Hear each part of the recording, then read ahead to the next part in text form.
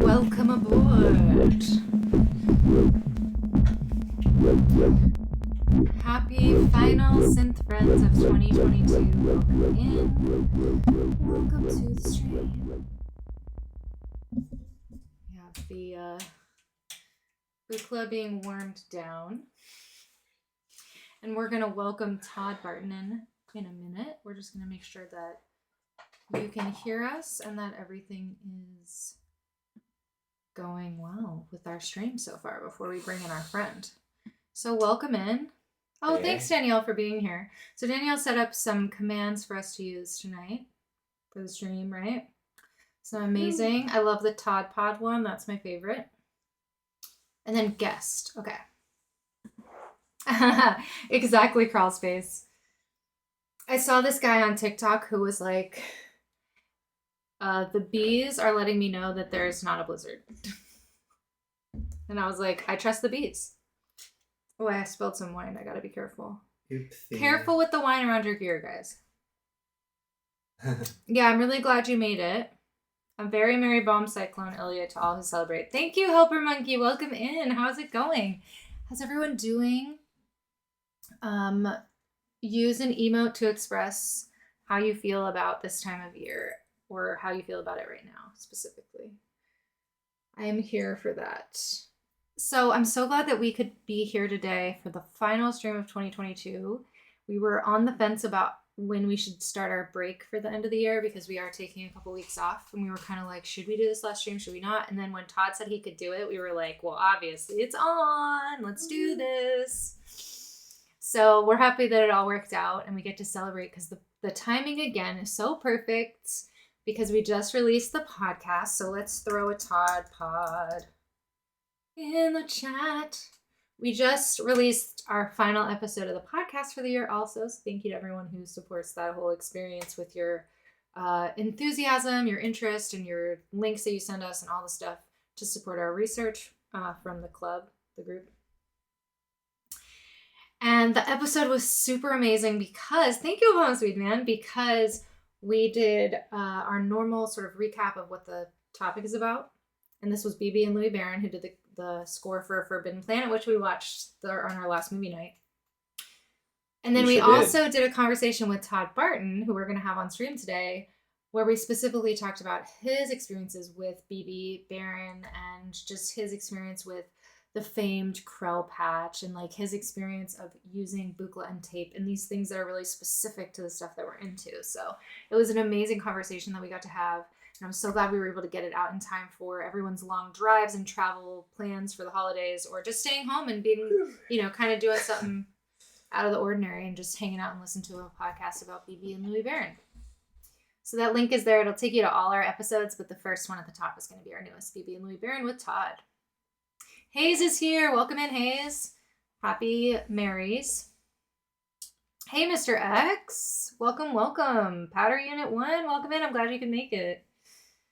So this should be a really fun chat. I'm going to get the Zoom back open so that I can make sure that we are still connected to Todd and that we can have this conversation today over Synth Friends. So this is going to be our last stream of the year. Last stream of the year. But we will be back January 5th for another edition of Synth Friends. So we already have that lined up.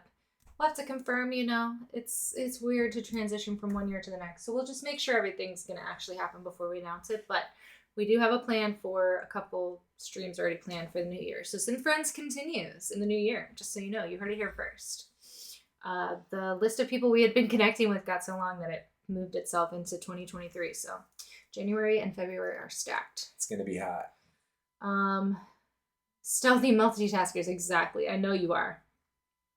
Yeah, and we put up the VODs. They were being held back because we sang along to the Santa Claus movie. I don't know if you guys remember that, but when we did the Santa Claus movie, we sang along to the end credits because we were really drunk and we were having a lot of fun. We thought, no one's going to know this movie. This movie's so dumb. And then immediately Twitch was like, shutting it down. So they were like, you're not in trouble, but you have to manually publish your VODs for a while. So we did put those all up. So if you've been wanting to catch up, there are some there. And oh my God, Hayes, I'm so excited.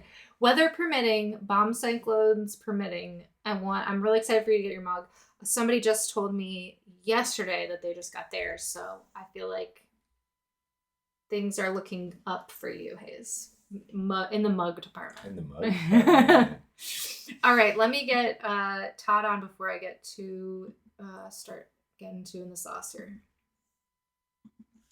Don't want to get too in the sauce. Hopefully this is the right link. It is. Okay, so is everyone ready to be on their best behavior? And welcome, Todd. He does not want to be in the chat, so don't overwhelm the chat with things. If you have questions for Todd, let me know. I'll read them to him and we can cover those topics. But questions are open. It's an open AMA. Okay, so throw your questions out. We're going to get Todd to answer them. Sweet. Thank you, Danielle, for being here, for setting up those commands. Happy Merry to everyone in all the ways that you may be celebrating or not, which is a celebration in itself sometimes. And we're so grateful for you and this year and this amazing experience we've had on Twitch. So we look forward to more and more and more. And I'm just going to get that out of the way, get the gushy stuff out of the way so that we can have this fun conversation. So here we go. All right, Todd, I'm going to bring you onto the stream now. Cool. All right, everybody, do we have a radio transmission connection? I think we do. I let everybody know that we're going to do open Q&A the whole time, but that we'll need time to read the chat and follow along. Great. For everyone. So thank you so much for being here, Todd. Oh, my pleasure. Thanks. Cheers. Yeah, cheers. Well, this is espresso. So, but lovely. I know we're in different time zones. Not that I would ever judge what anyone's drinking at any time of day, but we are in different time zones, and we did used to live on that best of coasts at one point in our life. So we do think, extra fondly of the fact that you're on the West Coast. So how does living where you live affect your cycles of music making or all the different things that you juggle? You juggle a lot of things, I feel like. Am I right about that? Yeah. A lot of hats. And yeah, where I live on the West Coast, for those that don't know, is in a little town called Ashland, Oregon, which is right across the California border. So exactly the other end of Oregon from Portland. So it's nestled in a couple of mountain ranges, and it nurtures me. And of course, I was doing Zoom and Skype meetings for 8 years or something before the pandemic. So when that hit, that actually ramped up. So it didn't change much. And from here I can get there's an airport here, so Medford I can fly pretty much anywhere. So yeah, how's it do my creative cycles? Well, I sort of come out to the studio every day and do something. And I've had a creative spurt just recently, and who knows how, why. I'm doing something creative every day, but all of a sudden it's sort of ramped up for 3 or 4 weeks. And now I'm sort of looking at that and continuing to follow the sound and see what comes next. That sounds lovely. Yeah, absolutely. I mean, it's always nice to get a little bump in the creative juice. Yeah. That's nice. You recently released an album that I saw, I think was correlated to a Bandcamp Friday. It was, yeah, it was that December, the early Bandcamp. It's called Below This Time Does Not Exist. It was inspired by a book by Carlo Rovelli called The Order of Time, which is about relational quantum mechanics, which I am not a physicist, I don't know. But he writes so well, so poetically, that he can explain these theories and concepts to a layperson. And so the way he describes things, I started writing, this was 2.5 years ago when my daughter and I were in Italy. We both read the book and we're just like, wow, this is amazing. It meant many hours of discussing the book. I started writing down just phrases from the book that were so poetic. I thought, oh, these will be titles for an album someday. And the day finally arrived during that creative spurt about 4 weeks ago. Oh, okay. So this is all related. I do remember when you were in Italy with your daughter, because it was right as things were creeping in, and I remember sort of tracking you around, being like, "Is he okay? Is he okay? Did they make it?" That was wild. Yeah, it was totally wild. Yeah, the first case of COVID that anyone knew about was a Chinese couple in Rome. Correct. There was a big burst in Italy. That was ground zero, and we heard about that a day and a half before we were to travel to Rome, where I was going to do workshops for 5 days and concert. And I looked at the hotel, and our hotel was 2 blocks away. So by the time we got there, it was all the do not cross this tape line, and that hotel had been evacuated. Wow. So we felt like COVID was just like chasing us for months in Italy. And the day we finally got out, they shut it. I did a concert in Milan at the end of February. And as we were going to Turin to do the next concert, they shut Milan down. Oh, it And when we got to literally Turin, was chasing you. yeah, it was like hours after we left Milan. Turin, they shut the concert down before even playing it, and yeah, it was just like that. We got to Brussels, did a concert there, shut down a concierge AB, did the Concertgebouw in Amsterdam. It shut down the next day. So I think I do. This is why I feel like it was such a sort of. I remember it because it did yeah, feel like it was like a James Bond movie I was watching unfold. yeah, Yeah, not I was quite like, as wait, romantic. yeah, wait, isn't that the plot of Outbreak? Yeah, there's definitely a plot of a movie there for sure. Oh, Like, so, but had great time there and was inspired. So That the is, whole, I mean, the that I whole think trip. is, yeah, what's so memorable about that is that you did stay ahead of it just enough to like have all these experiences right before it all shut down for the 2.5 years we've been living in until you were able to Yeah, then produce the work that was inspired during that time. That's really interesting. yeah, yeah.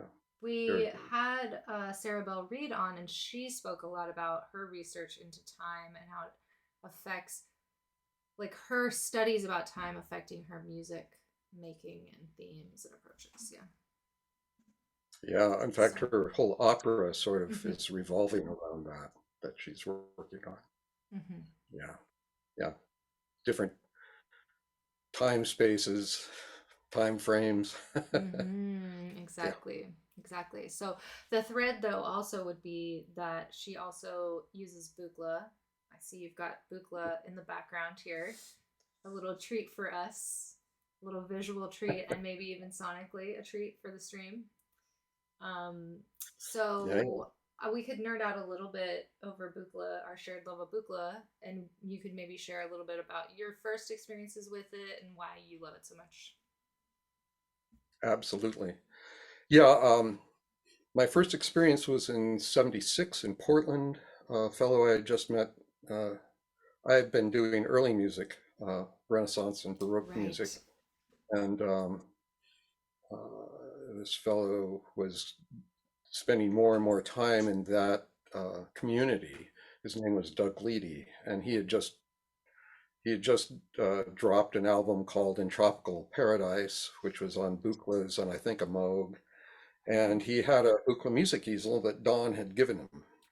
And I was staying with him one long weekend, and he had some meeting he had to do downstairs. I had sort of the garret apartment. And so he said, "Here, take this. I think you'll like it." So I Oh, took it. wow. I didn't know what, I probably spent an hour just not getting any sound, not knowing how to hook it up or whatever. mhm. But once I started, working the sliders and doing things, I just went, oh my goodness, I am creating timbres, sounds, gestures I've never heard before. And the story goes, I was up there for 3 days. And then, of course, I said, "So can I get one? Can I buy one?" He goes, no, there weren't many out there. And if there would be, Don, he gave one to um, Pat Strange and Alan Strange and Stephen Ruppenthal. And, he was, I think half of the easels were, to his friends. Yeah. And he said, if an easel back in '76 would have cost like $10,000. So that's like equivalent of 30 or something right now. And so I couldn't afford one, Um, but I did save up for the next couple of years, and I'd heard about the People's synthesizer that Serge was making. And Serge was in San Mm. Francisco, so that's Mhm. 5 hour drive. So I went down to Haight-Ashbury where he had his uh, headquarters and said, "Hey, what would it take?" And so yeah, he and his team built me this 3 panel that I still have and still use Oh, to wow. this day. In fact, I just posted on Instagram a little fun thing using the TKB from that. So Oh, so that's the Wow. original one? yeah, That's the one. I didn't yeah, know it was that. 1979. Wow, Yeah, that's so cool. Wow. and back to eventually I worked long enough. uh, Luckily, I had a great job composing music for a theater, and but then come the 2000s, and I was able to order, a 200E, and then things started unfolding from there. Actually, I guess a sidebar. I know I've told this story, so No, sorry. I And again, never get tired. It never feels. It always feels fresh and new. Is what I'm saying. It's like we're in it for but like all the new threads. There's so much to explore. Like never gets old. But so in the so 79 was the Serge, and then 82 I was sitting in just watching friends in studios in Hollywood, doing big orchestra stuff. And one guy, Ian Underwood, had this synthesizer that I'd never seen before. And I just went up and I said, "What is that?" And he says, "It's the new Roland. They're going to come out in 6 months. It's a Jupiter 8." And I Oh, just, I hawked the house. I got a loan on the house, and found somebody at Roland and said, "I want one." So 82, I had a Jupiter 8 and a Surge, and that pretty much kept me going for a decade. yeah. wow. So, and then, I didn't get an easel until, yeah, from 1976 to 2012 or 13, That was gonna when be my Benny question. started Yep. When to, does it come back? 2012. yeah, yeah, 2012 is when it's starting to get into production. I think it's like in full swing by 2013. Mm-hmm. And Mhm. it turns out that the people that had gotten that BEMI were headquartered in Grants Pass, which is a 45-minute drive from me north. And so I went up there and I went, "Hi, can we talk?" And so yeah, I finally got an easel then. And we were talking on our podcast. Mm-hmm. I definitely wanted to bring this up. We were talking about Yes. Cybernetics, the book by Norbert Wiener, Mm-hmm. and it was written in 1948. Mm-hmm. I have the third edition, which was 1949, which is the year I was born. Oh. Wow. So, and as you pointed out in your podcast, the full title is Cybernetics, or Control and Communication in the Animal and the Machine. So feedback, cybernetics was all the rage. And then in 1967 came John Lilly and programming and metaprogramming in the human biocomputer. That's Ooh. 67, 68. Then in 72, 73, we get programming. What is it? Programming and metaprogramming. Does that sound familiar? The, Yep. the electroorganism and operation directive for the music easel. So I just love this thread from Norbert to John to Don and Alan Strange, who wrote the manual. Mm-hmm. Yeah. And probably titled it. Yeah. Yeah. That's amazing. It Yes. just feels Yeah. very validating for why I'm interested in all of these different threads. I'm like, oh, they're not just random things, they are all connected very deeply. Mhm. So, just the idea that the approach to sound creation from this point of view was used to most, I think, well represent the soundtrack for a sci-fi movie. Yeah. Well, and also if you look at, especially from the 60s, and John Lilly and about a bunch of other folks, it's all about human potential is like just this. I mean, and you're having human potential from people that are doing sense deprivation tanks and hypnotism to LSD to Oh yeah. peyote. I mean, it's just exploding. Mm-hmm. And, you know, Dawn was right there. Mm-hmm. That's a really ooh, that's deep. The connection of the instruments of sound with this idea that was being explored of human potential. Yeah. And I think the bounds of where we should be, where what should be explored, and what, yeah, where's the edges of that, I think is probably a lot of what was going on Mhm. for Yeah. sure. Pushing those bounds. Yeah. Trying to go beyond them. Yeah, yeah. And just the mythology around, I'm so glad you brought this up. There's a lot of mythology around a person who was interested in those ideas and perhaps, okay, I'm saying this is my like allegedly, okay, that's there. Okay. There's a mythology around the idea of using LSD and being in a space and time to develop things like the music easel, or we'll Mm. throw the Steve Jobs parallel, right? Like there's a mythology that is also tied to this like late the 67 time frame that you brought up, and the specifically like the red panel, right? Like there's that mythology. That's what I'm trying to like crack right now, is Yeah. it's mythology, but it's Right. also connected to exactly what you were just bringing up, is like there's an interest from the same kind of person who'd be interested in what a Buchla can do and these other ideas of human potential. And I don't I know where see, I'm going, but you get it. well, I see exactly where you're going. You are the red panel. Yeah, I You know. wore red. I came prepared for this conversation. Yeah, but yeah, I mean, you know, it was psychiatrists and psychologists that were actually using LSD for Mm-hmm. therapy and also wanting to do it very methodically and scientifically until, you Mm-hmm. know, the cat got out of the bag. Exactly. There's that But it, famous Cary Grant article where he, have you heard that one? no, did he play Buchla? Cary Grant did not play Buchla that I know of, but he definitely did LSD with his therapist. Okay. So he did this article that was like, everyone should be doing this. It saved my life. Like, I was cured of depression and all these things, and like, just a little bit of LSD a day, and all of this kind of stuff. And Keeps the doctor Wow. away. yeah, exactly. Yeah, right. But that would have been in the 50s.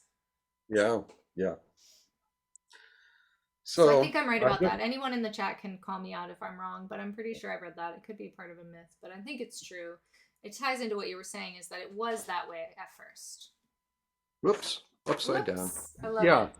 No, I mean, you know, and both I talked with Morton Subotnick and Al about that. You know, they thought they were building an analog computer Ooh.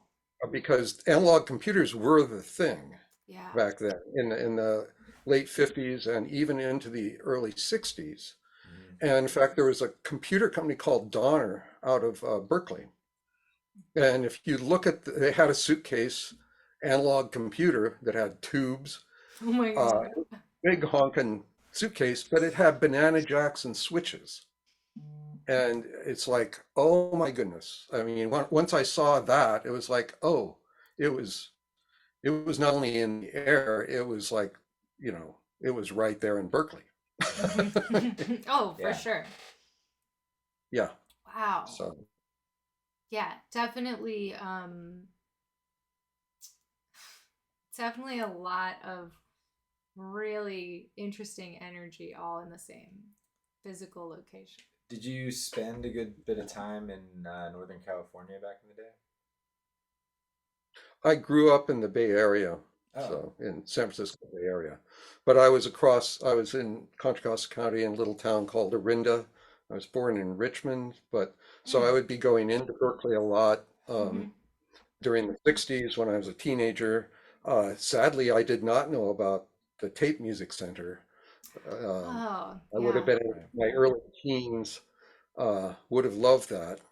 Uh, but yeah, but there still is lots going on, Mhm. happening. Yeah. Yeah. I mean, whew. I mean, our I high could school name teachers were, lots of things. yeah, We're Yes, getting into stuff. really, I imagine it's a time that we like to explore because it's the heart of like the origins of a lot of things we're interested in.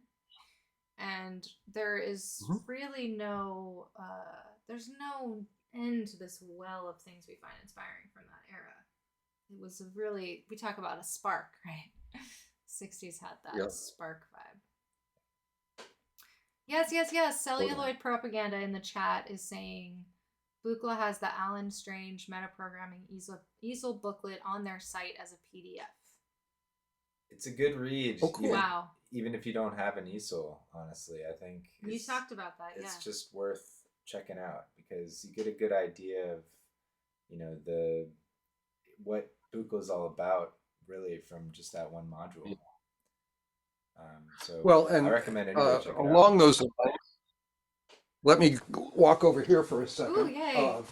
Todd has amazing visual aids today for us, so take it in because this is a really special Synth Friends hang for all of us. I'm like just on the edge of my So seat with all speaking of the the metaprogramming that the person in the chat just mentioned, Mhm. great that you can get a PDF. There's a PDF and hard copy and soft copy of Alan Strange's other book, This right? is the one. Which is Yes. like the Bible. Mhm. This is an original, but it's been out of print for so long. I mean, you can even today go on Amazon.com and type it in, and it'll be $400 or Right. something. It's Mhm. I've seen insane. that. But I think early next year, or maybe even by the end of this year, some of these PDFs will be coming out. So it'll be Nice. great because this is the Bible. That's No the matter one. what kind of synthesizer you have, Alan Strange just went deep. Yeah. So there's a Kickstarter for it, and the PDF is almost ready. Got it. Yeah. I am familiar with it. I like it a lot. I know it's definitely spoken of with high regard around here. Mhm. I got in somewhere. Yeah. Let's just say that much. Yeah. Well, and the cool thing is, there are exercises. Alan taught at San Jose State in the Bay Area. And so, in a way, he was writing as a textbook for his class. And so there are exercises. And Mhm. some of us have gone in and done those exercises. I know I have and posted some. Walker Farrell has done a whole thing on it for Eurorack, for the Make Noise system. Yes. And he's done some of those exercises. And of course, everyone's, what I love is it'd be great if 10, 15, 20 people could do the same exercise. It's going to be similar, but it's analog. It's probably going to be different.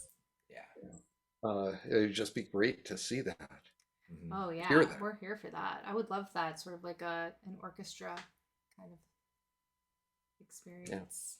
I'm seeing a little spike in the chat, so I'm going to check on it. Oh yes, just a lot of people here. We all backed the Kickstarter. We're all here in the chat tonight. Everyone that backed that Kickstarter. Yeah, that's a common thread. Helper Monkey said that they backed the extra copy so it can donate to one to the local library. That's amazing. That's great. Yeah. That's where it belongs for sure. Mhm. I agree. That's something that I was surprised. I think you mentioned Cybernetics. You said BB was so sad when she found out that Cybernetics wasn't in the library in like the 60s or 70s, was it? Or maybe even No, it earlier was than in that. 2000. 2000s, right. It was way beyond, right. Yeah. Right. But it's back. It's having a Yeah. comeback. Have you heard? Good. Yay.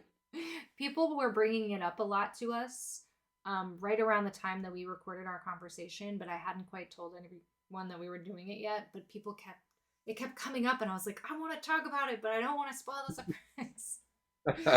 So it has its own magic power. It's like self-generating conversation about itself. Yeah. It's interesting how many opportunities came up for you to spoil the Oh, surprise. there were at least 5 times. Right around that time. That I was like, oh, I want to say it so bad, but it's like, there's a timing to everything that I always like to honor. It must have been in the And it was ether, hard. as they say. It was hard. Yeah. We were all very excited for it. I think people could feel it coming somehow. But yeah, the Cybernetics book had multiple variations, and there was gosh, what am I trying to say? Would there have been like the way, I don't know why I'm referencing this, but the way Stockhausen would do lectures and that sort of style of things, type of events, would Norbert Wiener have been doing that about cybernetics? And there would have been like the great minds of the time having roundtables about it and that sort of thing? Or do you think it was more sort of an underground unknown thing? Do we know? Well, he was teaching at MIT, so I'm guessing he was giving lectures on it. At that level, right? But not at like a pop culture level. Somehow I don't quite see. I haven't seen anything about Norbert and pop culture. Yeah, I'm curious if it 50s or was something. like the avant-garde, like art kids were into it at the time, and they sort of spread it in this certain way, and like it just seems to pop up a lot. And I'm surprised it's carried on a legacy without anyone really being sure of like what it is or why it's in, the zeitgeist, if you will. But In the same time in Europe, things were happening like mid 50s to early 60s, especially I think I may have mentioned him. If I didn't, I will now. Roland Kane, Kayn. yes. Yeah. And he was deeply into cybernetics and analog synthesizers as analog computers. Mm-hmm. Check him out. He has a Bandcamp now. I mean, he's long gone, but his daughter, Ilsa Kane, has redone she got Jim O'Rourke to remaster his basically whole oeuvre. So and that's all on Bandcamp. Yeah, it's a treasure trove. I want to have a listening party right now. Right now, stop everything. Yeah, right?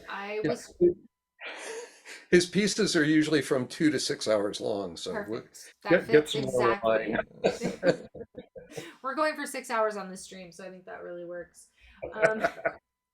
I was thinking earlier about how Bandcamp has done so much for all of the things, and specifically for stuff like what you just described, which isn't like your best friend's new band release type of a thing, right? It's some deep archival re-release work that might take some reading of a magazine to call a number to order a CD box set or something like that.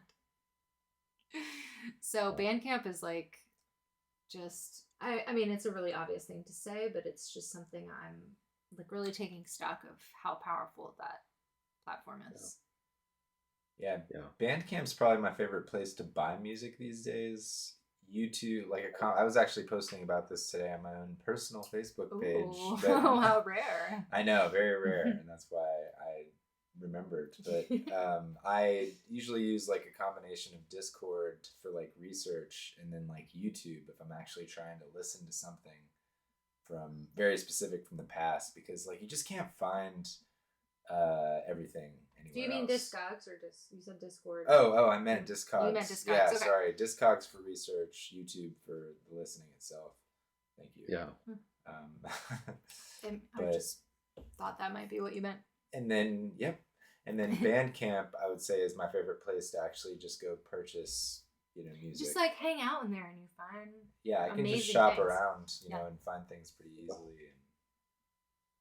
Yeah, and it's and in a way it's community. I mean, I buying our friends, learning about new people, and just keep the energy going. Absolutely. Yeah, absolutely. It does fuel the ability. It triggers sort of the algorithmic search functions and stuff to have everyone connected like that. I know that's like we don't want to think that way, but it is like if you think of it from a positive standpoint. It helps me find things I wouldn't know about otherwise. Mm-hmm. So connecting over those platforms is always a good thing for everybody. Mhm. I know I said the bad word. I said the algorithm word. Um, so it's just a downer. It's like a downer thing to remember that we live in this like It's okay. automation world. I know. So we talked. You mentioned about Serge in our podcast conversation. We talked a little bit about it, I think, right? I might be blending things that were on it and stuff we just said outside of it, but I think we talked about Serge and how Serge was built as a tool, like you were mentioning about the Alan Strange book. Both were for, you know, I guess I would say like beginner electronic. I don't even know how to describe what I'm trying to say, but you were saying that yes, Serge built these modules specifically for students. That's what, yes, students. that's how it started at Yeah, Cal Arts. yeah. Morton Subotnick had brought him to Cal Arts, and Serge was teaching classes in Serge and Mort, and Mm-hmm. Serge got the sort of beginning class, or at least one of the things he was teaching was that, and so he went, I think the students should be able to build their own modules and walk away with them. So that's when he started designing these modules, and then started a small business, I think in LA or Southern California somewhere, in the early 70s, Mm. and then moved to San Francisco in the late 70s, Mm. and then onward. Onward. Well, it triggered me because you were talking about that, right? When you were talking about the Alan Strange book and there's exercises, and it was making me think about the history of the Surge as well. Yeah, boy. There's a book uh, that's sort of like the second edition. Mm. The first edition is much slimmer, Hmm. and it follows certain lines, but it's uh, less thorough. And so at the time, there wasn't an owner's manual for the Surge. So I had the first Alan Strange book, which is like this wavy purple white cover, Mm-hmm. and he was referring to Buchla modules, which I had no idea what they were. I mean, I'd Right. seen an easel, but that wasn't being referenced. And it was like, a quad function generator. And I'm looking at my Surge and going, nothing says quad function generator on it. And it was like, I mean, it was a wonderful time of discovery and trying to figure out. In fact, I was thinking about it the other day. Now we can just Google something, Right. and we'll, we don't have to wrestle with trying to figure out so much anymore. It's true. And as I was going back, remembering how, I mean, when I first got the Surge, I spent weeks and still didn't know what was going on. But I I learned so much in something like plugging this in and it made a sound, Mm-hmm. which now looks so simple, but it was like, oh, made my day. I'm good to go, and we get robbed of that joy if we don't, if we just Google it, Mm-hmm. or at least that's my Yeah. perception.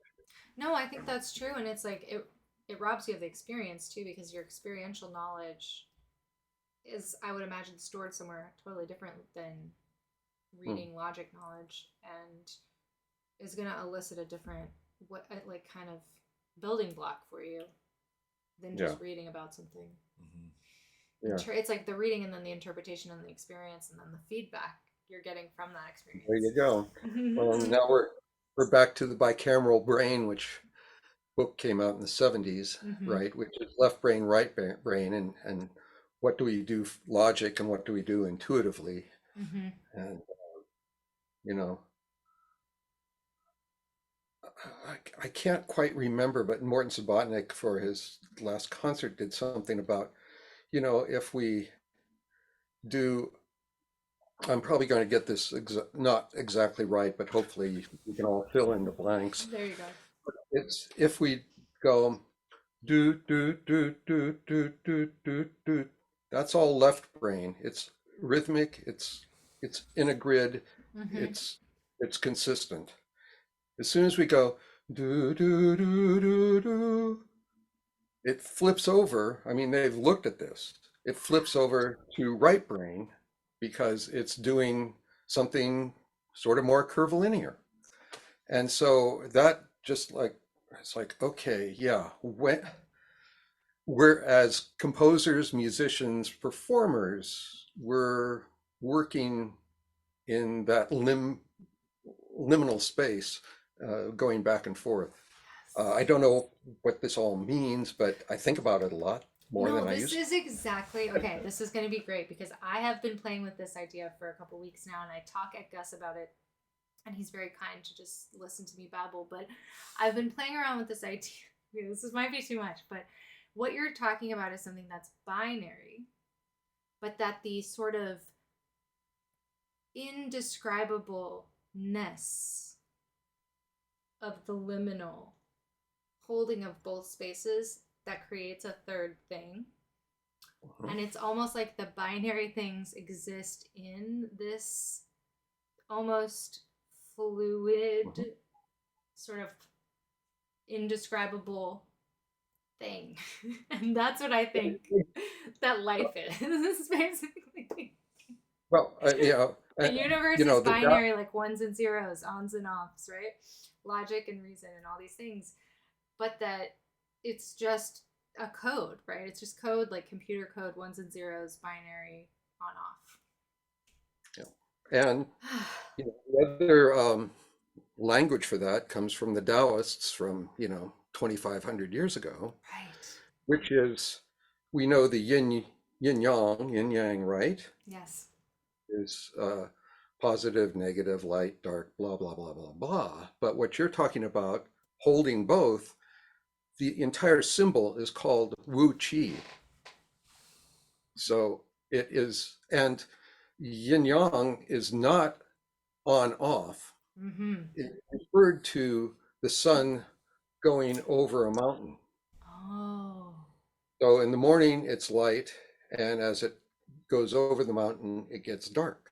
So it is liminal in its symbology. Mm-hmm. They just, we it's graphic, so it sort of we think of it as binary, but it's always Exactly. You've given me this other thread, which is that I am a computer, so I'm going to perceive things in this ones and zeros binary, right? Because my brain is like a computer. So the third piece, right, is that the cyclical nature of the sun, it's a gradual thing, but there is an on-off point. really. Ooh, right? Like when there's got to be like a point, like a 0 point, where it's sun to darkness, right? Like that point. No, it all blends. For me it does, but Mm-hmm. it's I for me it's the breath, Okay. because we think of the breath as binary, Mm-hmm. inhale, exhale, but without the transition, it's all about transition. And I don't think, Yes. and transition is dynamic and always moving. And so inhale, yeah, you can hold it and you could say that's off, but eventually you're going to have to exhale, and it's going to be biophysical. Our will can only go so far. Um, but I always think of breath as three parts. And again, the transition for me is the most important part, um, which then, uh, music is all, Mm-hmm. for me, is all about transitions and contrast. But Mm-hmm. if the if there's no liminal fluid transition, well, Though we talk I about this a lot with our improvs, right? Because we argue about editing versus allowing the full journey mm, experience of how we got to the sound to be heard, and how those are two different experiences, and that we're having this argument like currently about our music, about like with ourselves and each other and just the universe. but like, It's a debate, maybe, not a yeah, debate. we're discussing and debating how we feel about it, and we're doing it through like a lot of trial and error. But the journey to get there, we have found the the payoff is so much better than not hearing that.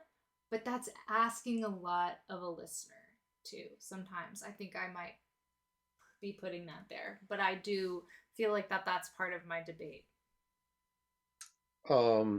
That the journey, Mm-hmm. uh, The journey to the sound, like how much of that being shared, because I do find such a value in getting to hear like these transition moments, like that next part isn't going to feel as good without the contrast of having heard the part before it, like you were yeah, just saying.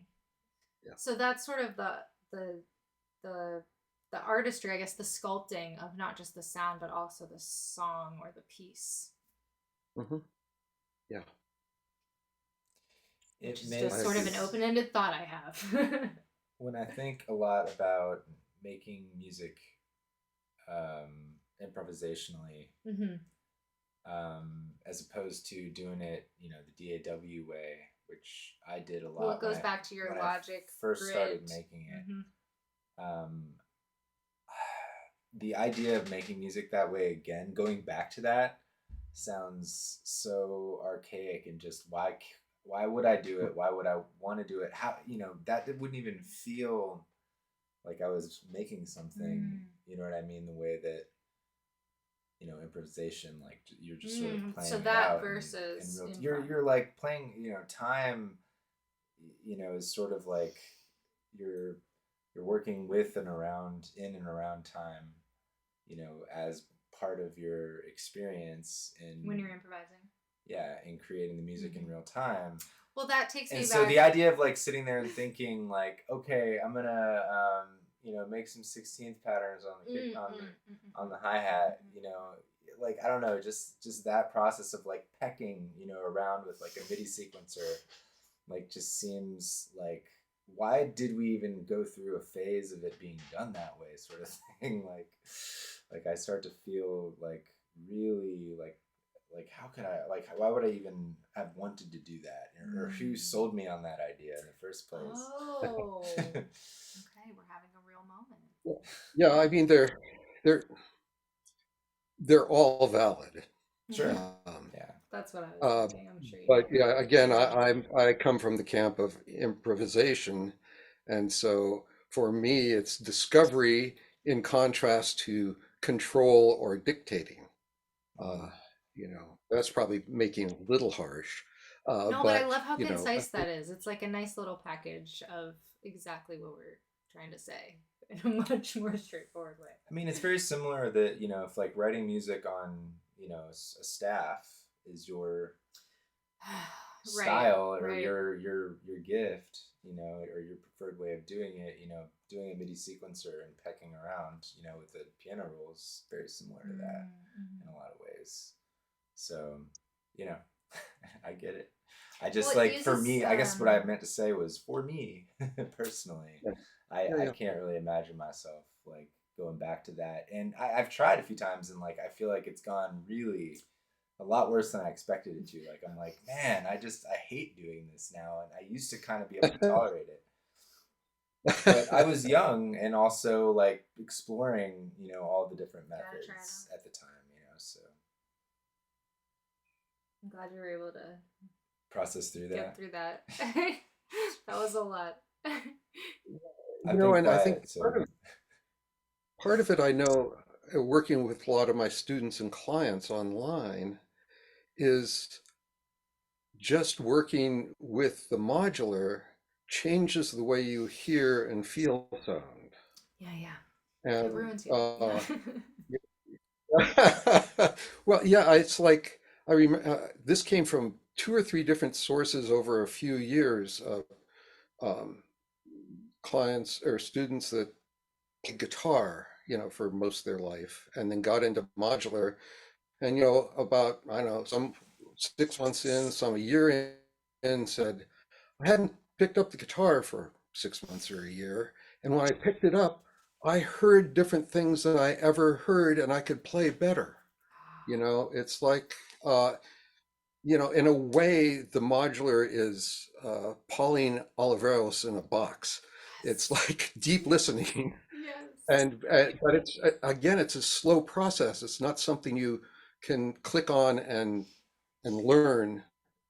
You have to put in the time to, move to have a relationship with sound. Yes. Yes. And that's why we call this hang that we're doing right now synth friends, because it's the most easy sort of term that gets us down to at least, if you're thinking this is going to be some sort of guitar cover band stream, like, that's not what this is just by saying that. But it always opens us up to just the general idea of sound and deep listening. And you're right. I hadn't pinned those 2 points together on my constellation yet, but modular is I think one of the gateways to deep listening work, which changes your life. I'll just say. I don't think that's too far off to say. Yeah, yeah, yeah. It's definitely one way. Yeah, but it makes you realize, I guess this was my point. I'm just reiterating your point. Once you go on that journey, if that's the door you open to get there, you start to see that everybody else is there too. All the things can be deep listening, and then that's why it changes your life, is really what I meant. Yeah. I say you see it all, you can hear it all. So, Right. yeah, I think modular was our door when we started doing our,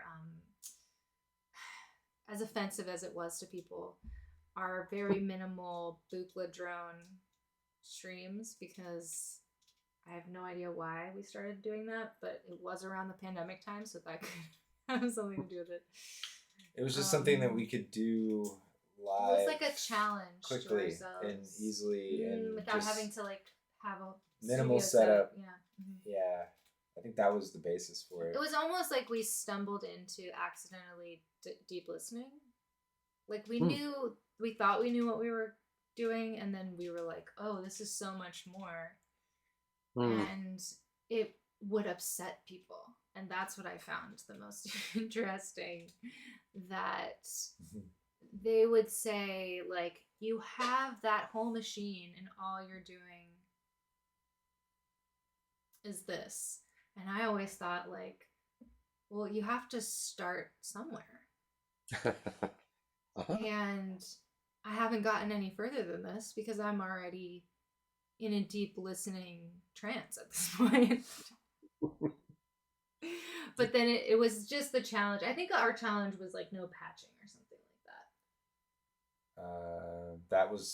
We went through a phase of that. Yeah, we were just being weird for no reason. But it helped us open that door, right? Because as soon as we would like settle in to the drone, the fun, the game of it was like, how little can I nudge? And how long can I sit and listen? And how many things can I hear that are changing that I'm not touching anything? Right. Just yeah. I mean, that's usually an exercise I give all the time, which is take the timbre slider on the easel and take 3 minutes to go the whole throw up and another 3 to come back, or a wave folding knob on whatever module. Exactly. That was really fun. That was Don's brilliance, and the ultimate maven of this is Eliane Radique. Yes, exactly. I mean, just thinking about her today. It's just like once you hear, then her stuff just like it's I was going to say electric, but that's probably a bad pun. It's shimmering, and there's so many things happening on so many other levels in there. But if you just if you put it on your iPhone and over in the corner, you're not going to hear that. Right. Thank That's you. true. That's a Yeah. really good reminder. Everything we're saying, put on headphones or something Yeah. similar. Big honking studio monitors. Yeah. Yeah. I know. Get as I much know of everyone. the full range frequency as you can, especially in the low end with her music. If you can get some really good low end response from your speaker setup, you're not going to be disappointed from Eliane Radigue's music because she has just a richness and a depth at every frequency range in her music. And we do find that people who reference her have as much enthusiasm as we do. Like, if you get Eliane Radigue, you are like at 100 with her. Like, there's no like, oh yeah, I kind of am into her 6-hour drones or whatever. Right. Yeah. No, but she uses tape is what I wanted to bring up as a way to segue because I want to talk about tape. But I don't know what I want to talk about. I just want to throw it out there. I was really fascinated when we did some deep diving into her process that she also upset people with her drones, that Pierre Schaeffer kicked her out of the studio because she didn't want to play by the rules and he had no interest in what she was doing. Mm-hmm. And she just went off and did it anyway for decades. Yeah. And again, like you said, she was in a way holding both, because if you look at her scores, her graphics and her notes, there's a lot of like figuring out. Yes, exactly. She spends And years after with the sound. And then, but she's actually moving the knobs, right? So that's got to be, that's performative and touching the sound. Yes, you're right. She does. Yes, her process overwhelms me. Mm-hmm. It's a very committed. She's all in. Because she says, yeah, it takes her years and she does everything with tape. But she has, I think, her own sort of map. I imagine drawn out, but maybe only in her head. Maybe drawn out. No. It's a map that she uses, right? With her ARP. Yeah. Yeah, that's right. I'm like, I think it's hard because a lot of things I've seen of her is not in English. So I'm like, did I make that up? Did I interpret that correctly? I think that was real. That she, you're just reminding me that she is using both at the same time. To hold space for deep listening and like a massive grid of technological stuff that you're doing. The ARP 2500. Yes. Yeah, that's synth. Mm-hmm. Mm-hmm. And the fact that synthesizer has like some cool sequencers and stuff, but I don't know if she uses those. I was just going to say, I don't think she used that. I don't think so. She did play on a Buchla, I think, at Columbia or NYU. I can't remember which. And she did. That was sort of a one-off for her. She liked it, but wasn't her wheeze. Yes, I remember reading about that. Because, of course, anytime we research someone and the word Buchla comes with that search, we're going to read that story. I remember her being like, yeah, whatever. There's not that many of them, but yeah, she had come to New York. Which, we may have touched on this a little bit during the podcast, but BB and Louie.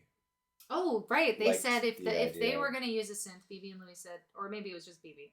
I don't remember if it was both of them, but that they would have used a Buchla. Did we talk about that? I can't remember. You mentioned it, yeah. That's great. Yeah, cool. I mean, like, it doesn't, like I like to say, obviously, like, we don't get paid by Buchla or anything. We just obviously use that format. But I was very intrigued, again, like these threads that we talked about, all the way to cybernetics and tubes and all of these things through the human potential movement and the way we love modular synths and how that's all tied together is so cool to me. And that they would say that that's the synth they would use just like reaffirms that I'm tying all the threads properly. Mm-hmm. So thank you for reminding me of that. Yep. Obama's. Oh, we have someone in the chat. They go by the name Obama's Weed Man. So just if you hear me say that, that's their name I'm referencing. Okay. Just And to the warn you. question is, So they said they're starting to get into making drone music, and it's been very interesting, and that makes me really happy to hear. And that they're going to need to listen to this episode multiple times, which I already felt. You made some references that I'm like, I'm definitely going to be going back and referencing this chat. I can already tell. A lot of good stuff. Yeah, we've covered a lot of really interesting threads, and I love when that just sort of happens, and so that makes me really happy. So I'm very grateful that you that you're along for the ride for all our weird tangents. Yes, Bernard Herrmann. Okay, thank you. This is where I was going to go next. You read my mind. You're a very good guest because you're also a host. So these are my favorite kind of guests who are also like driving the conversations too and reminding me of everything I'm forgetting. So behind you, if everyone in the chat can see, we have Gordon. yes. Thank you for pointing. I was like, I'm pointing, but they're not going to see what I'm pointing at. Thank I don't you. know if I'm in frame. You said I'm cropped, so maybe not. But... No, we can see it. Yeah, perfect. Yes. So, one of the things we do is on Saturdays on our Twitch channel, we watch sci-fi movies. And in our Discord channel, we vote on which movies we're going to watch each week. And we did just recently watch Forbidden Planet to line up with all of our celebration of BB and Louie. So that was really fun. Mm-hmm. But the one that we haven't watched yet is The Day the Earth Stood Still. And I know you have a story to share with us. Oh boy, howdy. Yeah.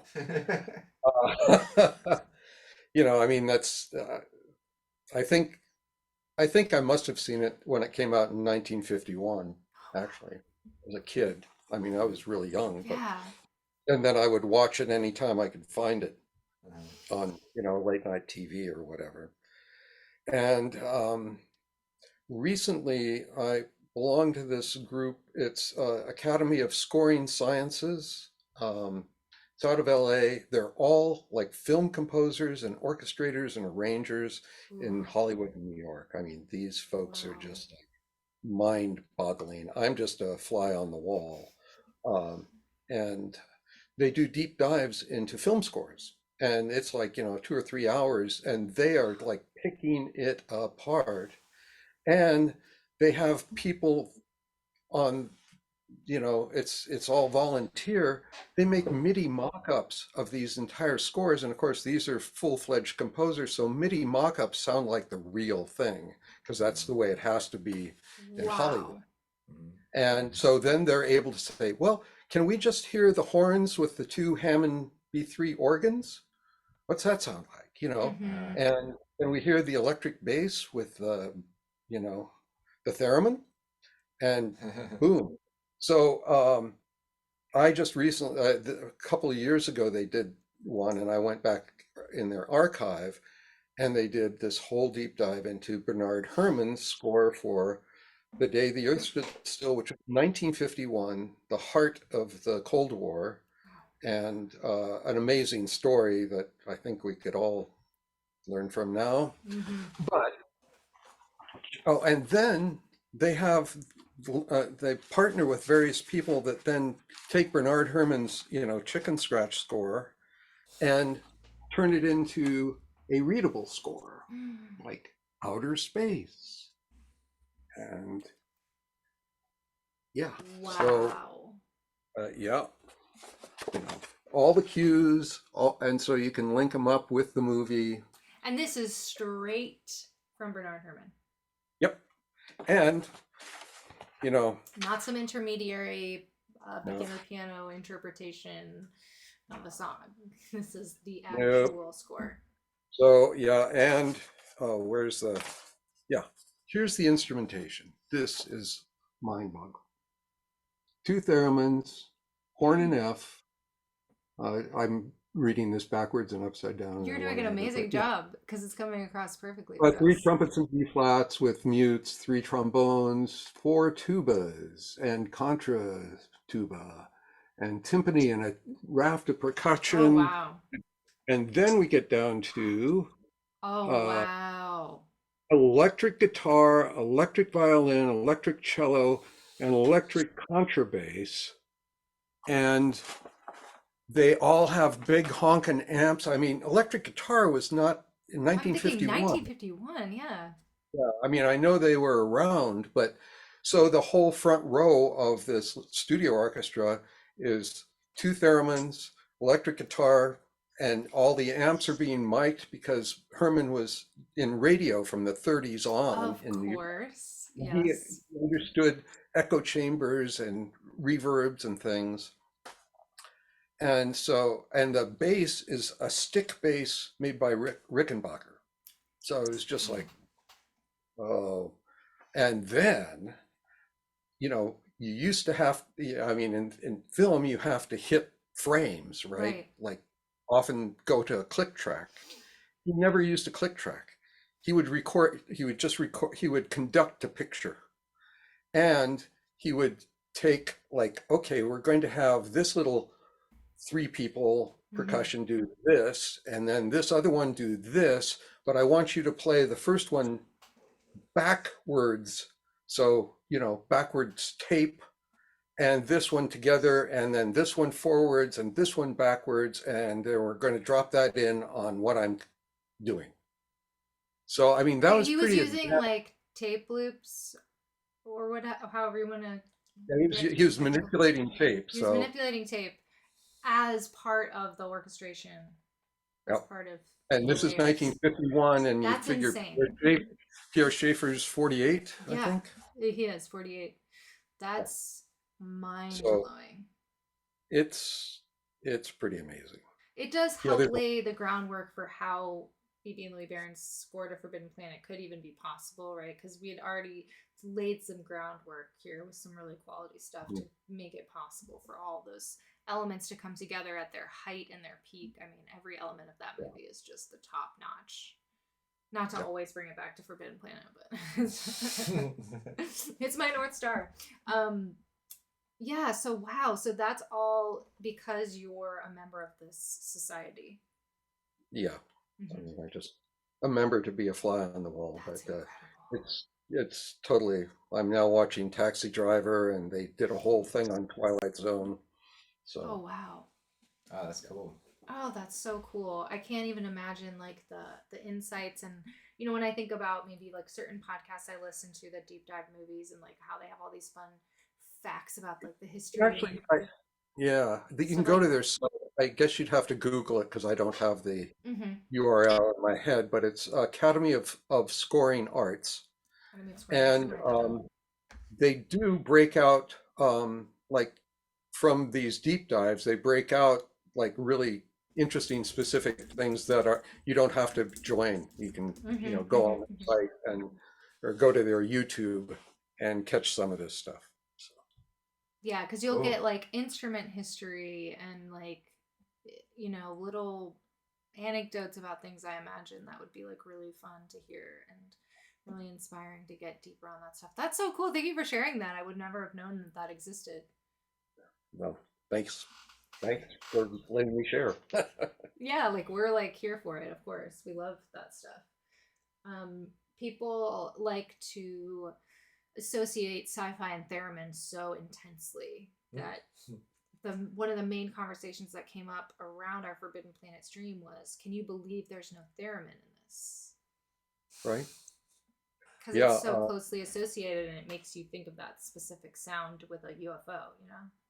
Yeah. Well, and this was apparently the first time it was used in science fiction. It had been Mm-hmm. used earlier that year by Miklos Rosa, I think, in Spellbound. Mm-hmm. But prior to 51, there were no theremins in film. Mm-mm. And this started to link that, of course, Yeah, so to the. that's really the origin of it. So if anybody was wondering, that really is the origin. And it was so impactful. It literally is like one of those psychological triggers almost. Like you hear it and you just think, sci-fi, you think UFO, you think alien invasion. Yeah.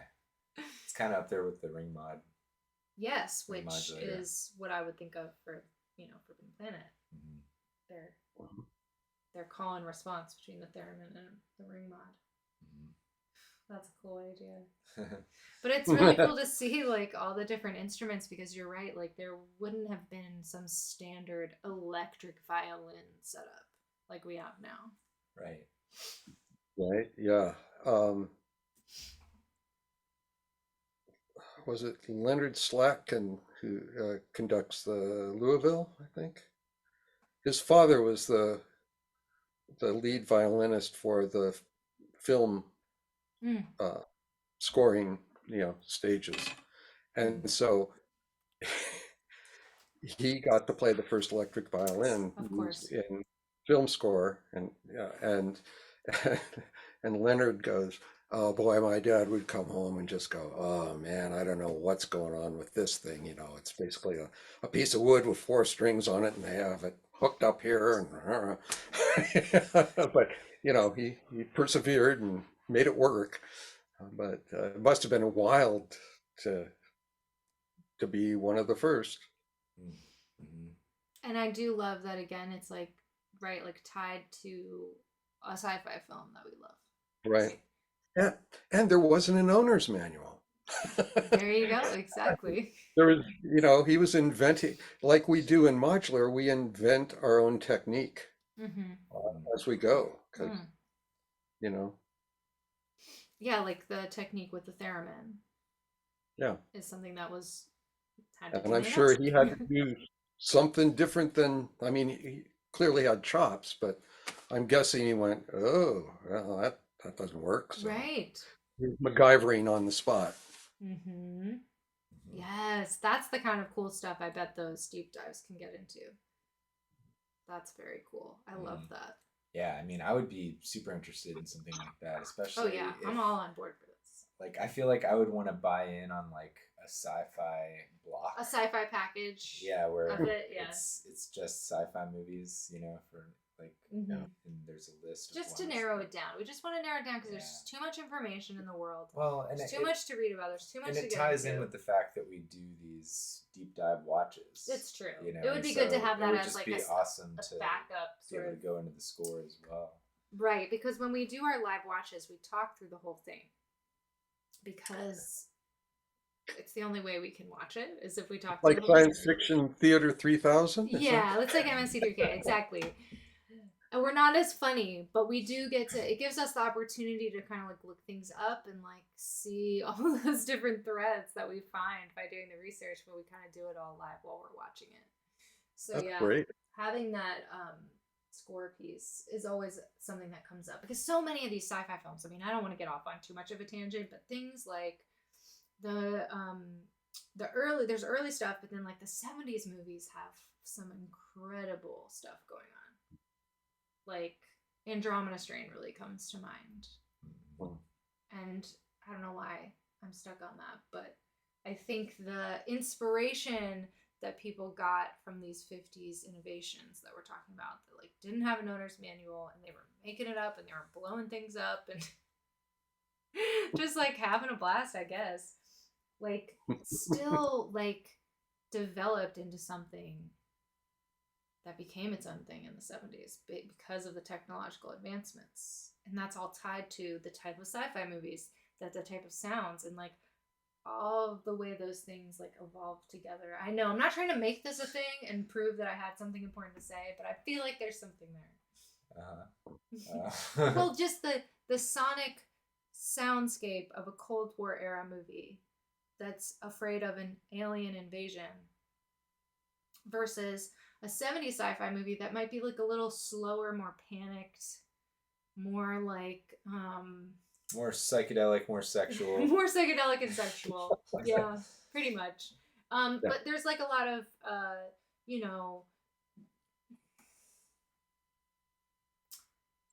a mysterious virus in the water, like that kind of idea. It's the same. We're still in the Cold War. It's still all based off of the same space race Cold War underpinnings are always there. Every sci-fi movie you watch, but it's coming at it from a completely different era with different synths. What am I? Give me something here. Come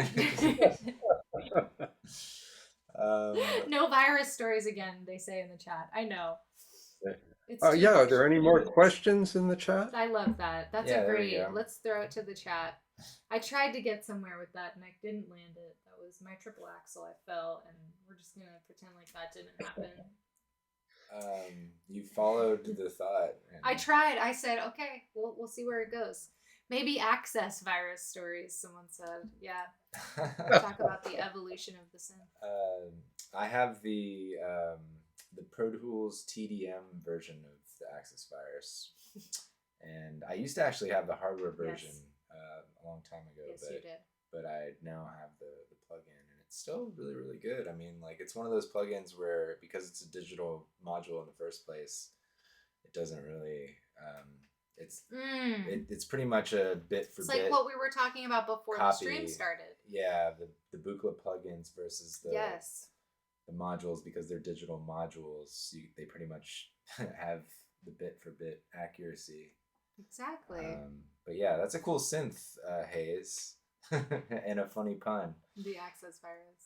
I feel like that synth is coming back around in style too. Like, I feel like it may have the virtual analog, like big pads with like sparkly little like glissandos and everything happening like inside the pad. Like, that sound is sort of like dated.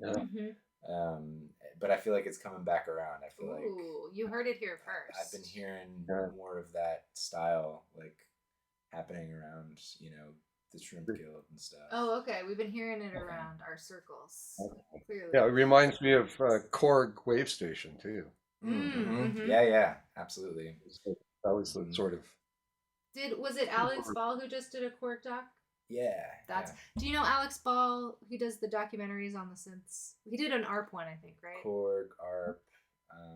Oh, cool. So he's like a YouTuber. A YouTuber. I think he's British, right? Mm-hmm. Yeah. Okay. And he did this. We found him because he did a really cool one on ARP, which I hadn't seen anybody. I know Ed Ball. Is it Ed? No, it's I think Alex. it's Alex. No, I know who yes. you're talking about, though. No, someone in the chat said it's Alex, because I wouldn't trust me either. Alex. I'll check him out. It's a great reference. An amazing documentary style, and really fun stuff that he digs up. So he gets his hands on like every model of these synths that he's covering for the history of it. It's really cool. Mm-hmm. So he'll do little interludes where he's playing the synths, and he does like a fully produced track with it. The chat's backing you up. And then the chat's saying that Ed used to do the podcast with DivKid. Yeah, I remember that. What was the name of that? Esoteric Modulations. Esoteric Modulations. Yeah, that's right. Yeah. Wow. Oh yeah. Small community. Yeah, I was gonna say everyone just lit up about that. Yeah, that was a good podcast. I remember that came out right when we first moved here, and I was listening to it in the gym when we first moved here. When we used to go to the gym. Yeah, but I'll definitely check out Alex Ball. So thanks for bringing that up. Yeah. That should be pretty easy to find on YouTube. He's great. Any questions for Todd? Since we have him before we wrap up here, everybody in the chat, throw any questions you have. I do, because you have the lights going behind you, if you wanted to talk a little bit about your setup that you have going for us for the stream, I can try to spin the camera here for everybody to give everyone this a little is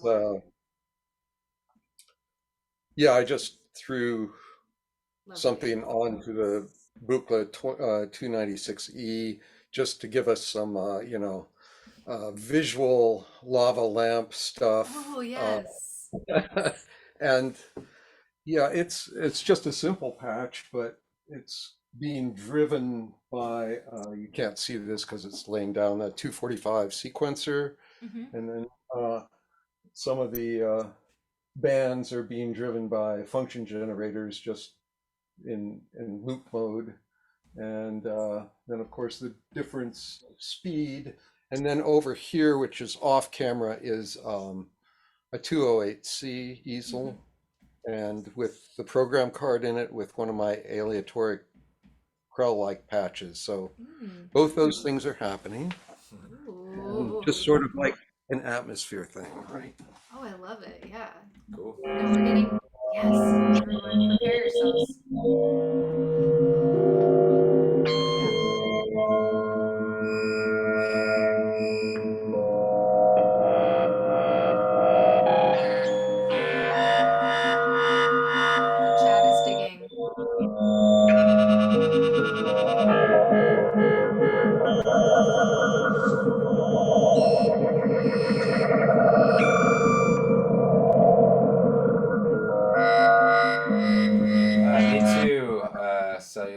propaganda. Me too. I agree. What did he say?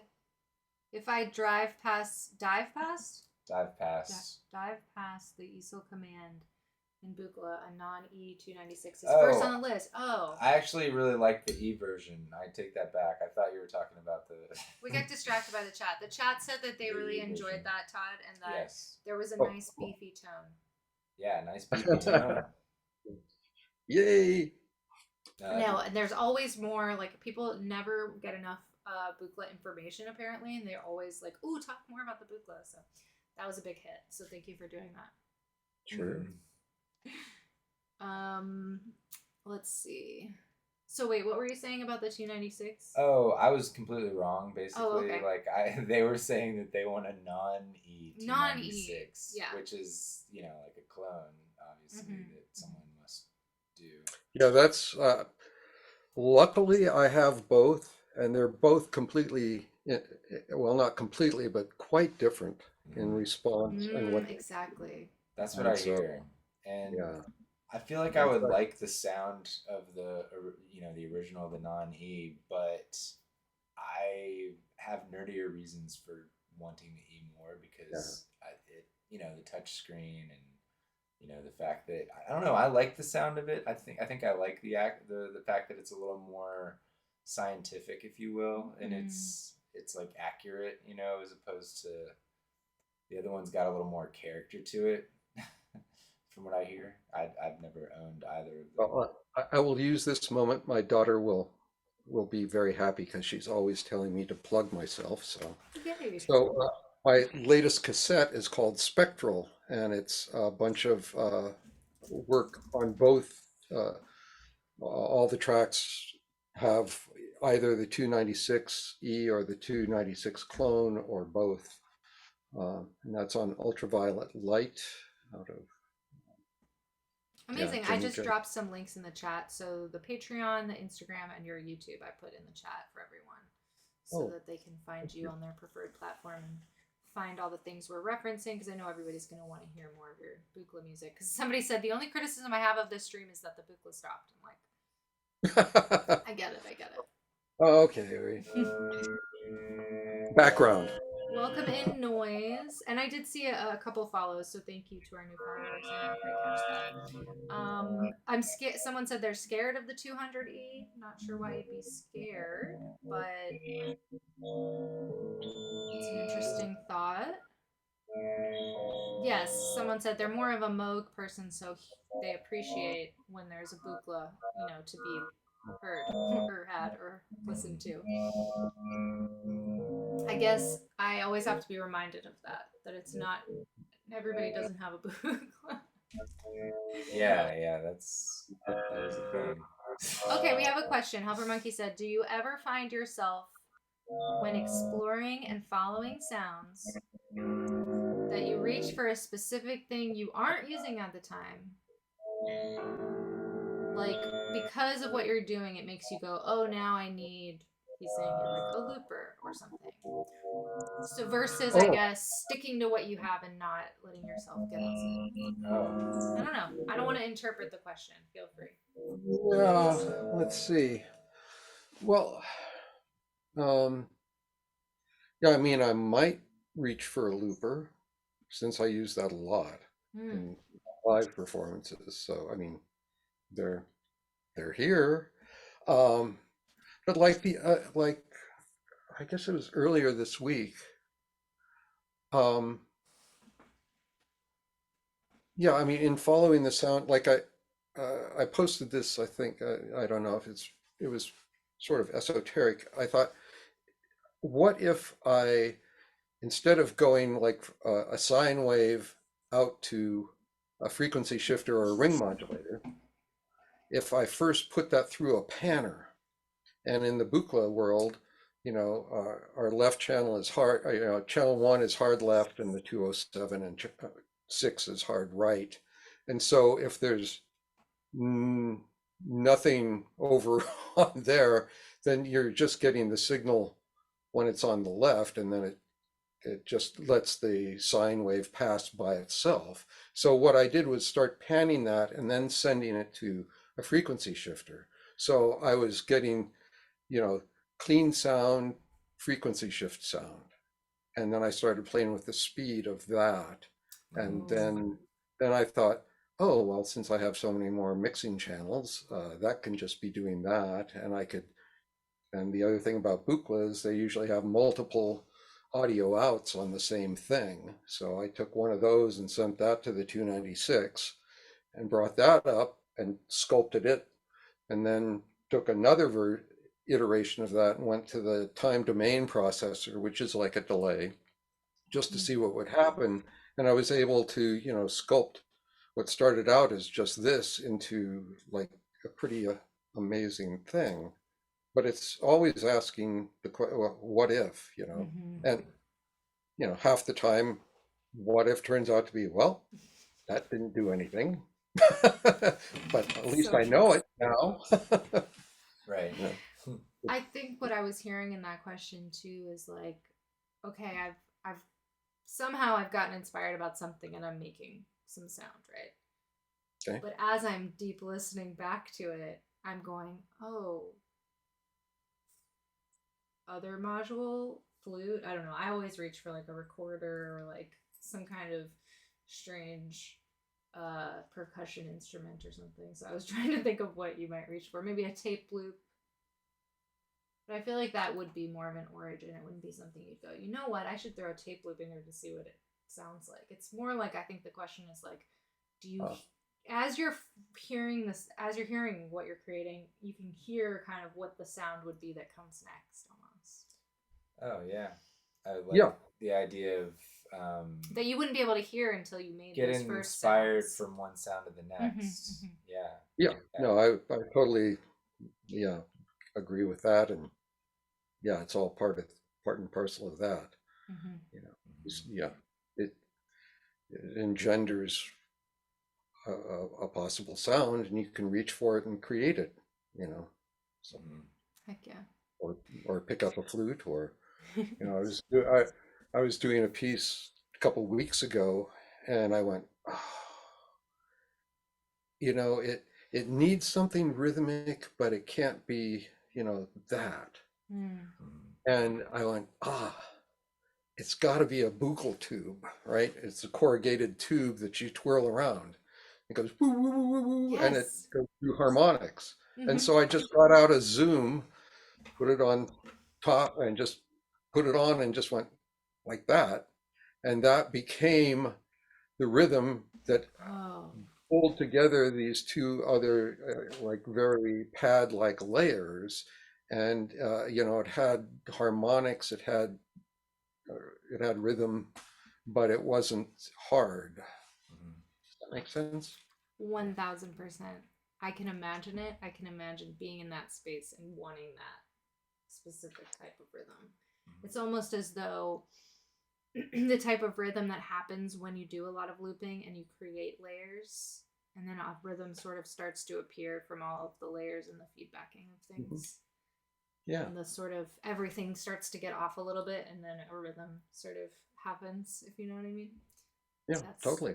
Oh, that sounds so cool. I want to hear that right now. That whirly bird, if you will. Yeah. Someone mentioned Mark Doty as a good video on West Coast synthesis. We've seen it. I think we have. And just that there's some shared gas, if you will, for the Buchla stuff. That's what a lot of people say. They're like, sure, I'd love some Buchla. Which is now available in Eurorack. That's true. Or it's becoming available, you know, slowly in Eurorack. And so that's really cool. I was super excited to see that.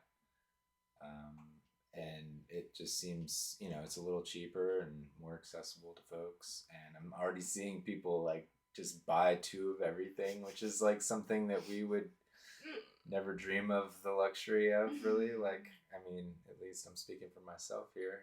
I'm not just going to run right out and buy 2 of each module that I have. But, you know, it's cool to see people doing that. And, you know, there's going to be some big systems to come, you know, like as the modules get released. Wow. Yeah, Tip Top and Buchla did a really good job on them. Yeah, I haven't touched them, so do you would you mind expanding on your thoughts on them? Or? Yeah, I mean, Gurr Milstein, who runs Tip Top Buchla, and he really knows his stuff besides being a CEO. Mhm. Uh, and his whole team, I got to meet with them at the sort of inception of this, and I was blown away. I mean, they've been deep diving into the schematics that they were able to get from Buchla USA, and and they knew history about some of these modules. Like, Mhm. they knew the 258 had 5 iterations, and they could tell you the difference, like, down to, what resistors made different changes. I was just like, oh, okay. And then Gurr said, when it comes to the low pass gate, which hopefully is coming out really soon, um, That'll really be the key. Yeah. yeah, that's the missing link in the constellation right now. Mhm. I know they were hoping to get it out, I think, by the end of this year, but it'll hopefully be like next month. But he went, trying to find Vactrals Mhm. that they thought were up to snuff just was becoming a nightmare. So he just stopped everything and retooled up to build their own Vactrals, to manufacture their own Vactrals, so that they have high quality Vactrals. Wow. Yeah, that seems to be the That only takes way to some solve it. serious cojones to Mm-hmm. Mhm. say, no, we're stopping production, we're retooling, we do that. Mhm. Yeah. So, I'm happy with the way that's unfolding. Mhm. Yeah. That's very cool. That's sort of the best case scenario, I guess. Yeah. Yeah, they're going to be sounding really good. No, and they really honor Don's legacy, I feel, Mhm. from talking with them and Wow. interacting. Yeah, It feels absolutely. I like agree. without that, you can't really succeed at anything. The Yeah. global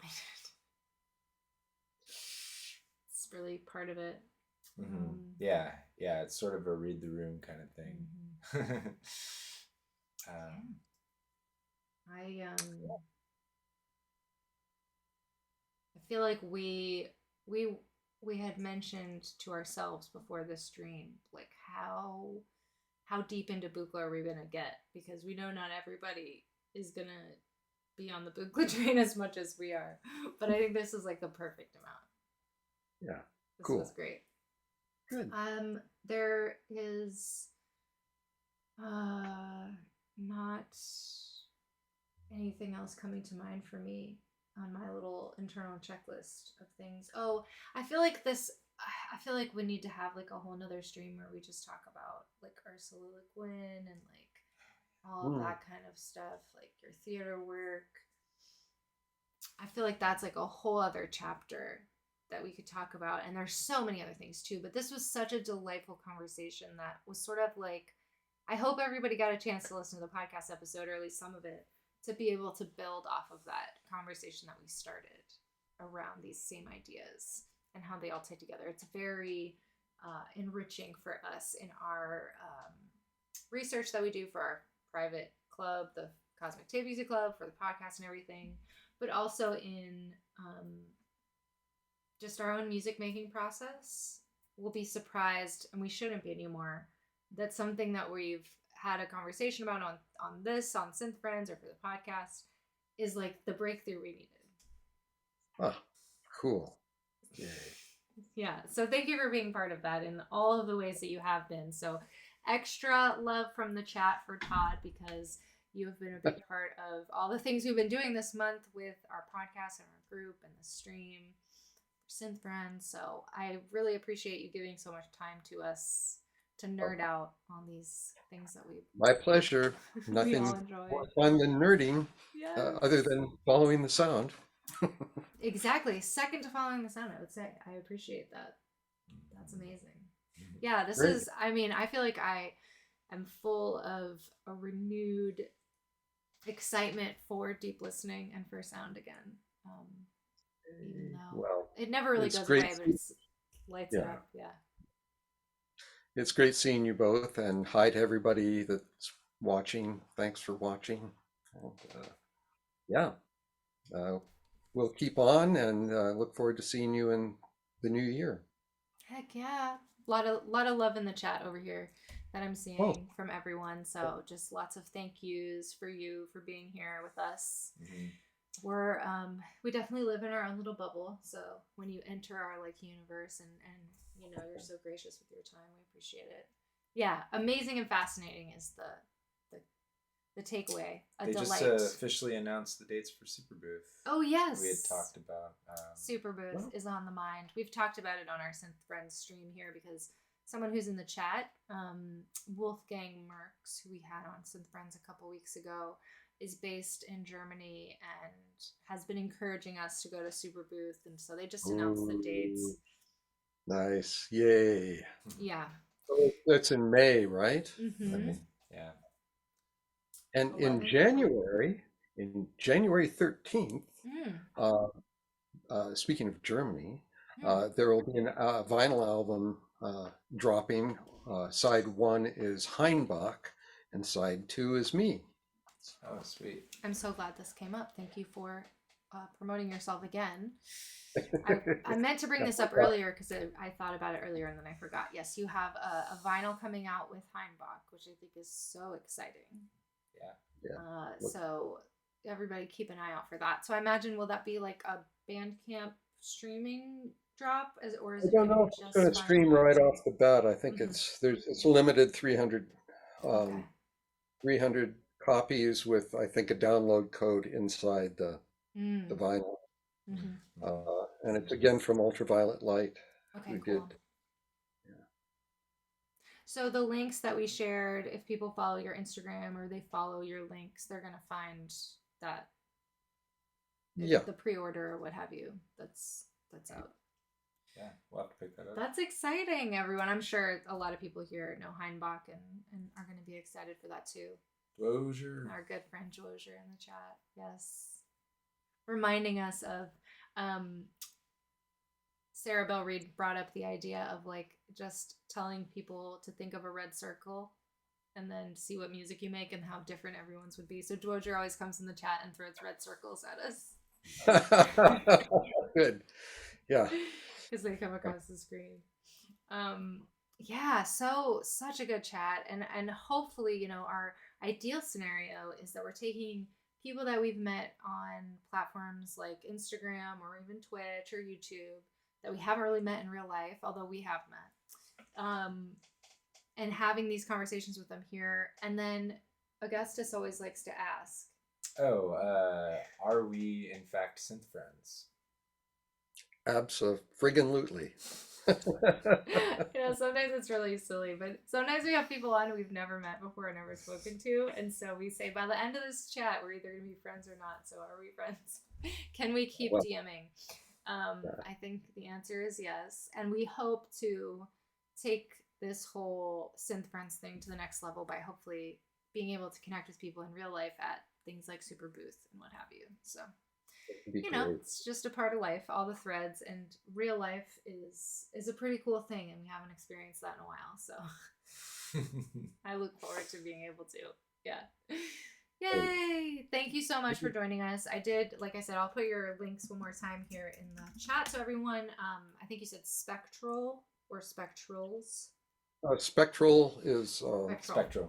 Okay. is the cassette, and then this. I don't think there's an actual title for the vinyl. But, Oh, okay.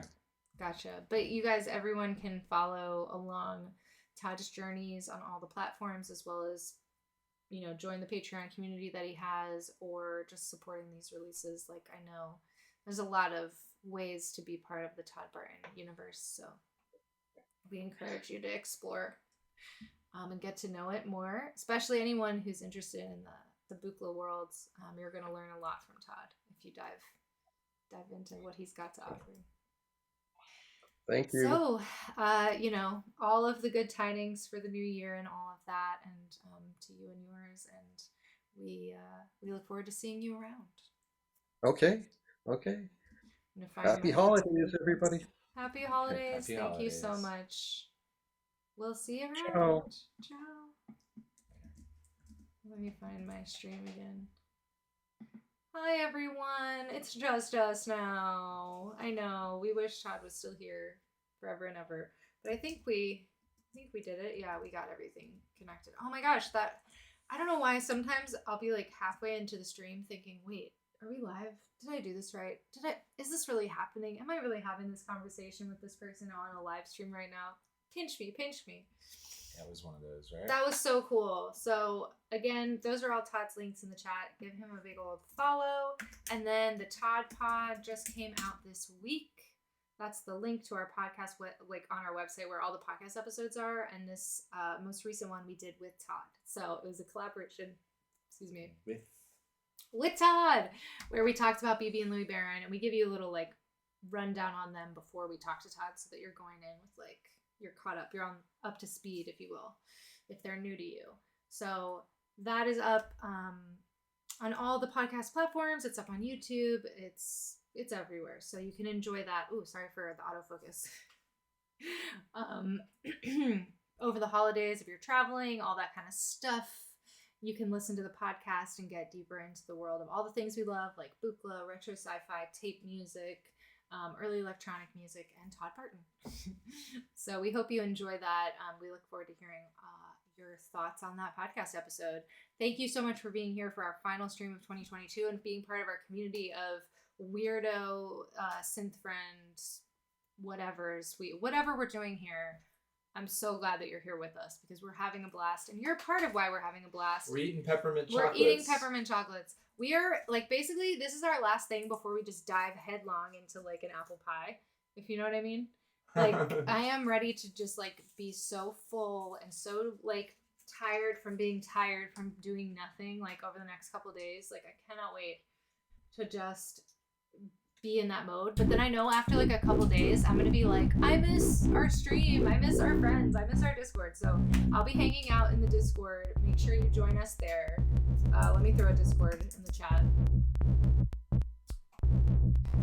Yeah, the next stream is gonna be January 5th for Synth Friends. So that should be our return to streaming, is January 5th for Synth Friends, and then we'll continue like our normal schedule. But you heard it here first. We have a plan, which we have not worked out yet, so don't hold me to this.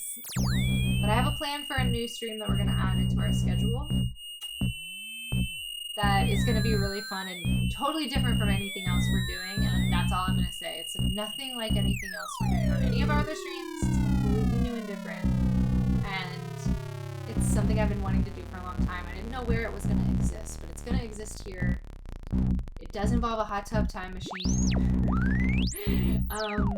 No, it's definitely music related, but it's not what you would think. So I'm excited to unveil that in the new year, and I don't want to hold myself to any timelines on that just because I want it to be good.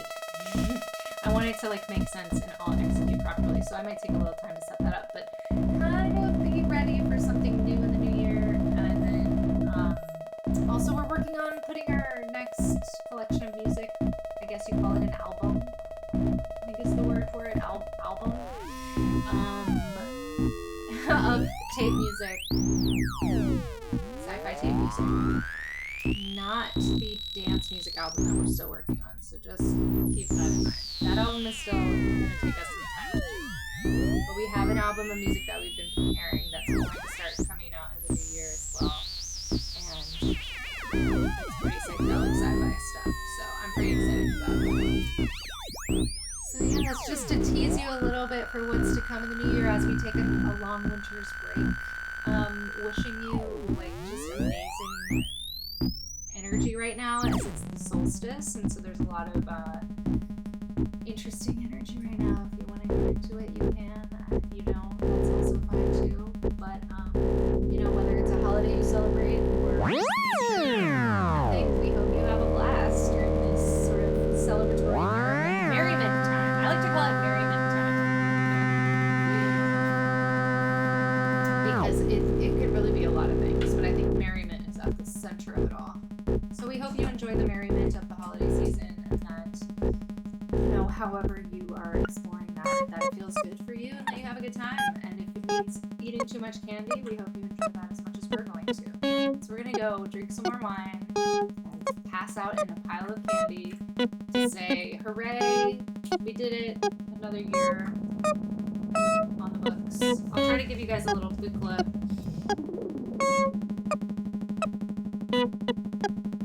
A little Buchla view as we sign off. It's hard to say goodbye because this is our last stream of 2022. Cheers. We love you all. You mean so much to us. This is such a blast. We have so much fun on Twitch.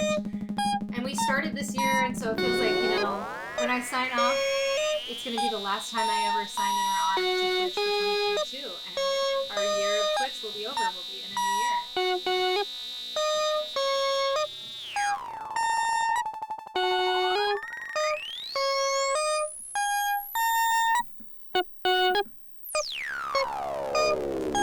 So we'll just leave you with a little Buchla as we head off into the streets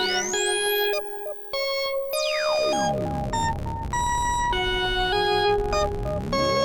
And also before we go, what Christmas movies are you gonna, or holiday movies or whatever, should we watch or are you watching? And do you consider Star Wars a holiday movie? Here's to 2023, yes! Crawl space. I mean, we met so many of you just this year, so it's just so crazy, right? I'm sure that it is a little too quiet. Let me see. Yeah, it is. Oh yeah, the mic is way down. I'm so sorry.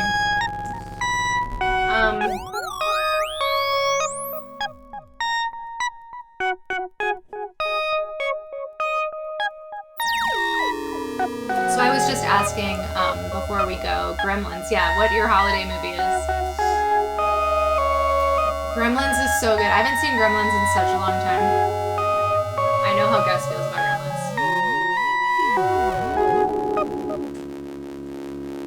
Ooh, some really good vibes going on with the Bucha tonight.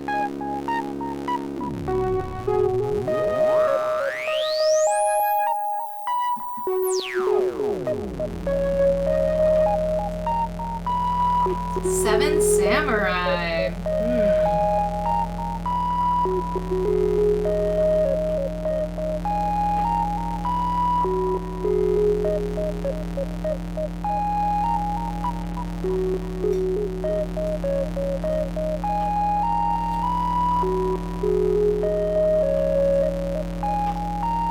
Lord of the Rings, Muppets Christmas Carol I had on VHS. That was the best. Extended Lord of the Rings. Okay, I will say, Act the Tech. We did watch the TV show on Amazon, the new one. Lord of the Rings, Fortress of the Rings, or whatever it was called. It's just like rings on rings on rings. It was so good. Okay. Maybe I don't like Lord of the Rings enough to know that it was bad, but I thought it was really cool. I thought it was a good show. I thought it was like, the production value was so high. It was just so fun to watch. Yes! No movie preference, just chilling out. Yes. It was good enough indeed. I know. I feel like I offend people, and they can tell that I don't know enough about Lord of the Rings to know that the TV show was bad, but I thought it was really fun. It was enjoyable, and I thought it was really visually very appealing. Anyway, thank you all for the movie ideas. I love this. Muppets Christmas Carol is top 5 for me. Lord of the Rings gets watched at the holidays a lot too. But since we just watched that TV show, we probably won't. We might watch, like, the newest trilogy of Star Wars movies. We haven't rewatched since seeing them in the theater, so we might do that. And Gremlins, I love that one. Lord of the Rings, but it's about mutable instruments. I love that. Let's do it. Christmas on Mars from the Flaming Lips. That's a really good one. Yes, Obama's Weed Man. I hear you on that movie, giving me all the joy that I can muster in my life that time. I totally feel you on that. That movie gave me all the joy. I was like, again. I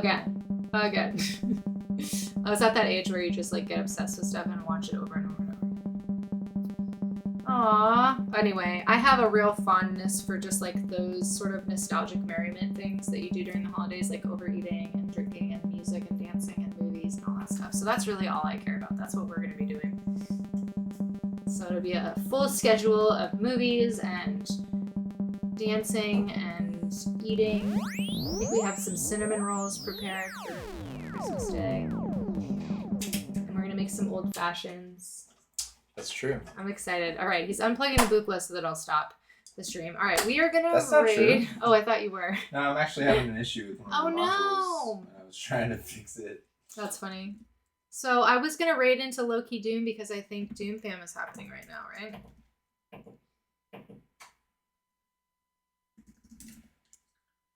There we go. That was my plan. Yummy! I know.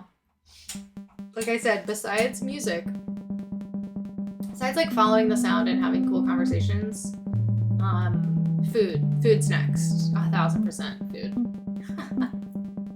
Happy holiday, Powder Unit 1. Doom Fam never sleeps. I think that's our sign, because I don't think I've ever raided into the Doom Fam when it was happening. Anyway, thank you all so much for all the good vibes and support this year. It means so much to me.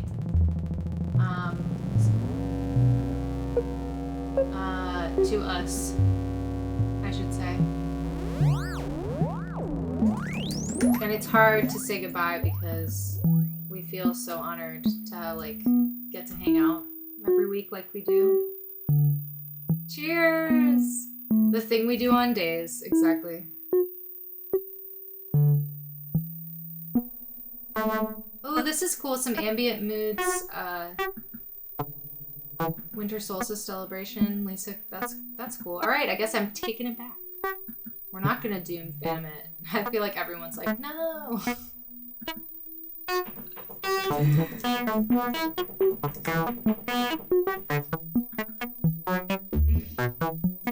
Alright, we're gonna do Lisa. Thank you all! You mean so much to us, and we hope you feel that and how much fun it is for you to be part of this and with us. It's like a real blast. So yeah, stay tuned, stay safe, and we'll see you in the new year when we can do even more together, right? Like, we're just gonna take this thing all the way to the next galaxy. Thank you all so much. Thank you, Mr. X. Thank you, Roger. All the solstice love, all the holiday love, all the good vibes, all the synth vibes. Have a great end of year cycle. I love that Actitech. That's exactly what we're talking about. All the love. You mean so much to us. This has just been such a fun year on Twitch. So love you guys. Thank you so much. See ya. We'll see you on the other side.